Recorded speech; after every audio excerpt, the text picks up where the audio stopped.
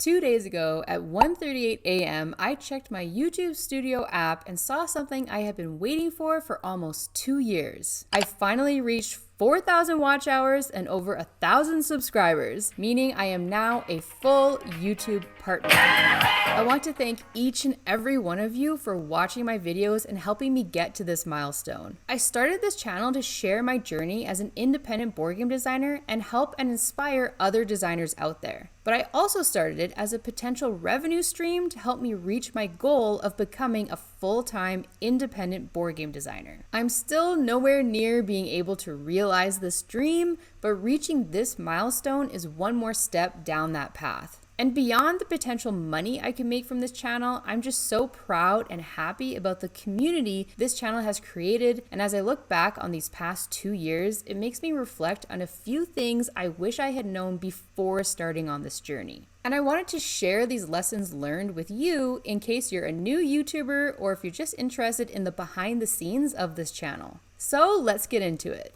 The first thing I wish I knew before starting my YouTube channel is a big one, and it is YouTube can delete your channel at any moment without any reason or evidence. I just learned this a week ago when my friend and fellow YouTuber Grant Lyon had his channel deleted by YouTube without any warning and without any explanation. They gave a vague statement that his channel violated YouTube's community guidelines against scam, spam, or deceptive practices. What? Grant posts videos about board games. His thumbnails explicitly show that in his videos, he's going to talk about board games. Grant applied to appeal this decision and they denied his appeal. He had to take to Twitter, where many people were obviously on Grant's side, and I guess that was enough for YouTube to take a third look at his channel and realize, oh, whoops. Yeah, your channel's fine. Our bad, LOL. What? I am so glad that Grant's channel is back, so be sure to go check it out considering he lost 2 weeks of access to his own channel. Since this happened to Grant, I started looking into this more, and it's kind of scary how often YouTube just seemingly randomly deletes creators' channels without warning and without explanation. Grant has quite a few followers, which definitely helps in situations like this. I have a quarter of his subscribers, so if this happened to me,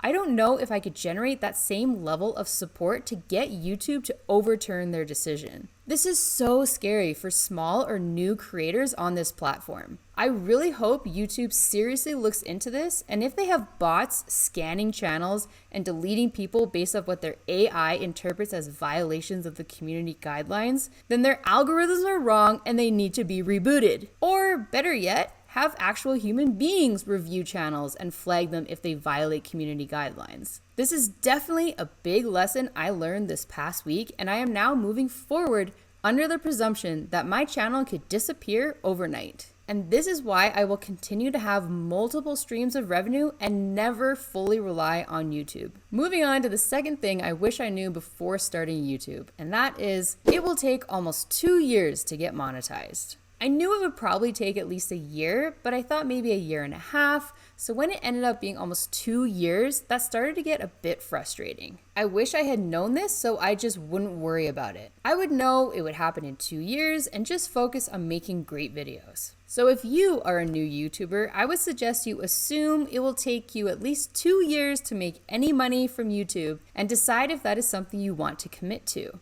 especially if you are viewing YouTube as a side hustle and a way to earn money. If you wanted to earn extra income, you probably wouldn't work somewhere for free for 2 years until finally getting a paycheck. So it's just something to be realistic about before jumping into it. And if you do want to get monetized earlier, then you need to do the next thing on this list. You will need to make a new video every week. For the first 8 months of my channel, I only made a video every month. This was mainly because I didn't want to overcommit myself when I had a day job and wanted to still focus most of my energy on my main priority, which is designing games. I also knew I was still learning about editing and lighting and all of these things and wanted to start slow. But once I started to get the hang of things, I decided to aim to make a new video every week. You can see that my subscribers started to increase once I started posting more frequently. I mean, it wasn't a huge jump, but you can definitely see the difference between when I was posting once a month versus once a week. And I think the main reason you gain more subscribers when you post weekly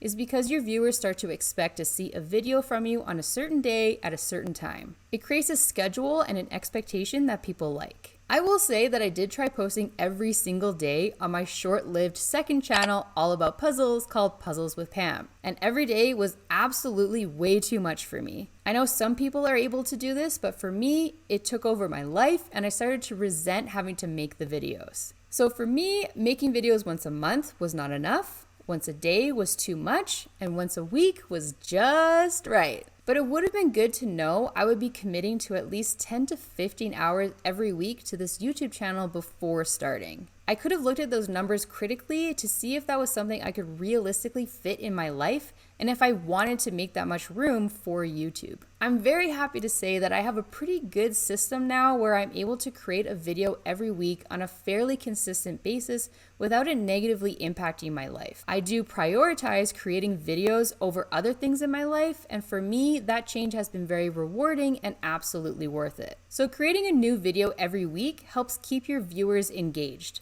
But there's another way to keep people engaged and gain new subscribers that I wish I had focused on or been aware of from the start. You will need to spend time every week creating shorts as well as long form videos. I did not make any shorts for the first year of my channel. And I think that's totally fine when you're first starting out and getting a feel for things. But now I know that shorts are a great way to reach new people who may otherwise never come across your content. And it's another way to keep your subscribers engaged while they wait for your long form videos to come out. And they're just fun to make. I've realized that I really enjoy making short clips that I, and hopefully you, find funny or entertaining. I keep a list of ideas for shorts in the to-do app on my phone and try to make one once a week, but I'm going to try to do them more often, maybe every couple of days. I use the editing app called CapCut to edit my shorts on my phone, and will use the same video as a reel for my Instagram and a short for my YouTube. Shorts are also fun because they don't require so much mental preparation as long form videos like this do, which brings us to the next thing I wish I had known. Getting in the right headspace and dealing with the anxiety around presenting to a camera will slow down your process. I'll avoid writing my script, avoid doing my makeup, avoid setting up my light and computer because deep down,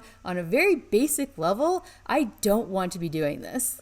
This stresses me out. I know I mostly look like I'm not stressed out, and that's because once I start, I enjoy it and forget all about the anxiety I felt leading up to this. And the more I do it, the less scary it is, and the quicker I can just get into it and do it. But I did not expect just how much time I would spend avoiding actually recording the video because I just didn't want to deal with these feelings of nervousness or fear or stress that come up every single time I record a video. I try to waste less and less time each week avoiding doing the thing that stresses me out so that the whole process doesn't take up so much time. But this is definitely something I didn't account for when thinking about how much time I would be committing to this YouTube channel. So let's talk about some of the things that I have implemented that also help me save time that I wish I had known from the start. You will need to write a script and use a teleprompter app. When I first started, I would write out a general guideline for what I wanted to talk about in a video and then just kind of wing it. I liked how this meant I didn't have to spend time writing a script and the video felt a bit more conversational. But during the editing process, I had to deal with so many ums and repeating myself and going off on tangents that editing Pam was not very happy with recording Pam. Now I dedicate time to write out a script and use a teleprompter app that I read off of. This now makes the recording take much less time as well as the editing. And speaking of scripts, that brings me to the 7th thing I wish I had known. You'll need to spread out the video creation process over 3 days. I have now realized that trying to write a script, record the video, and edit the video all in one day is way too much. I now try to write the script on one day, record the video on the next day, and edit the video on the 3rd day. This doesn't always happen, but it's the goal. This makes the video creation process much less daunting by breaking it up into smaller tasks. And also gives you time to sleep on things and look at your script or your video with fresh eyes, in case you want to make more edits. If you try to do it all in one day, you'll be so tired at the end of the day that you'll just want to be done with it and might not make the video as good as it could be. And if you do try to do everything in one day, you'll likely run into a problem addressed by number 8. You'll need to plan to record only during the day so you can use natural light. If you plan on writing your script and recording the video in the same day, like I unfortunately did today, you'll run into the problem where you run out of sunlight. And I have found that natural light is always better than other sources of light. No offense, ring light. When I first started out, I would mainly record after work, at night, and even with my ring light, the lighting is not great. So this was a major adjustment I had to make and something that would have been good to consider from the get-go. Another thing that would have been really nice to know 2 years ago is to use OBS to record your videos. I started my channel by recording on my phone, which took up a lot of space. But I got iCloud, which reduced the amount of space the videos took up on my phone, but I would run into situations like on my Gen Con road trip vlog where I ran out of physical space on my phone and couldn't record videos because I wasn't connected to the internet, so my phone couldn't sync with iCloud. I live in Canada, and whenever I go to the States, I have to turn my phone to airplane mode because our country's phone providers are some of the most expensive in the world, and they charge you a lot of money to use data in other countries. So I only use Wi-Fi in the US, and this gave me a lot of trouble trying to record on my phone when it was already pretty low on space. So I switched to recording on my computer using QuickTime, but the file sizes were massive and I knew that wasn't sustainable. So I'm glad I learned about a program called OBS that a lot of YouTubers and streamers use that records videos and saves them as smaller but still good quality files. I save these files to an external hard drive with 2 terabytes of space so that they don't clog up space on my computer. I also use OBS to stream on Friday nights. I would have saved myself from a lot of headaches if I used this program from the start. And another thing I really should have invested in from the start is number 10 on this list. Buy a good quality microphone. I still don't have a good quality microphone. No offense, Snowball. And it really is something I should have bought a long time ago. I've had this Snowball microphone for more than 4 years and it's fine, but it's really not great. So the first thing I'm going to do once I earn enough money from this channel is to buy a new high quality microphone. But the thing is, even if you buy the best equipment and use the best software, happens. Which brings me to number 11. You should expect to re-record your videos because of technical difficulties. I recorded my Game Designer's Oath video 3 times. The first time, no audio was captured. I have no idea why. The second time, the video was super choppy. Still no idea why. But the third time worked out. But in those moments where you realize that the last half hour was for nothing, you just take a breath, take a quick break, and then get back to do it again. So now I try to expect that there will be technical difficulties and I'll have to do it again. And then I get to be pleasantly surprised if things do work out. It's a much better approach than always assuming things will go smoothly. And speaking of assuming things will go smoothly, your videos will never be perfect. There will always be at least one thing wrong in your videos.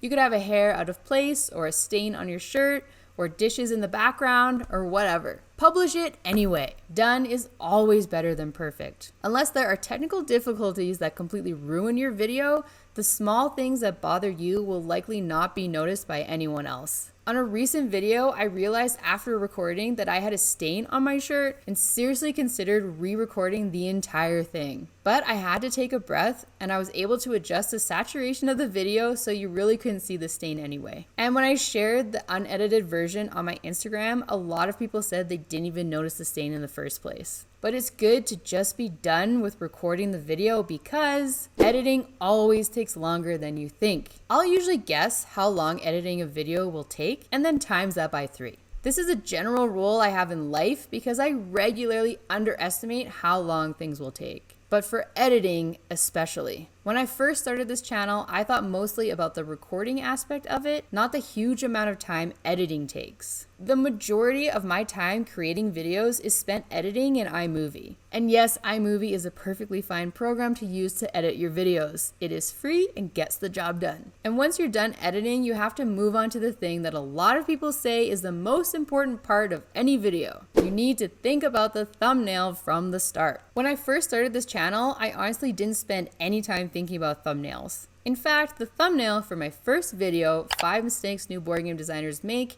is just a screen grab I took where I was waving in the video, but it looks like I'm making the number 5 with my hand. Now, I try to think about what the thumbnail will look like before even recording the video. And one important thing I learned is to not just repeat your title in your thumbnail. I did this for most of my videos until recently because that just seemed to make sense to me. But after learning more from other creators, I see the redundancy in repeating the title in the thumbnail. People can read the title of the video, they don't need to have it repeated in the thumbnail. So now I either don't have any text or just some additional text that adds to the title. Of course, I'm not perfect at this and I'm still learning, but this would have been a good thing to start getting better at from the start. But just like with game design, we're all in this together. I continue to learn and grow as a designer along with you, and I'm also learning and growing as a YouTuber, which brings me to the final thing I wish I knew before starting my YouTube channel. You will make amazing new friends and find an incredible community. If I knew I would have all of you in my life because of this channel, I would absolutely have started many years ago. You are all so awesome, and I'm just so proud and happy about this community of game designers and gamers from all over the world. So while having a YouTube channel is a lot of work with no guarantee of making any money, or YouTube could just randomly delete your channel at any time, for me it is absolutely worth the work and the risk. Well, I hope you enjoyed this video. If you did, please consider liking and subscribing. As always, I want to thank my awesome members. Thank you so much for your support. I truly appreciate it. You can click on the join button below if you want to join my membership program, which will give you access to weekly playtesting sessions, our members only Discord channel, and many other perks. Thanks again for watching. Be sure to follow me on social media at Pam Walls Game Design, and I'll see you in the next video.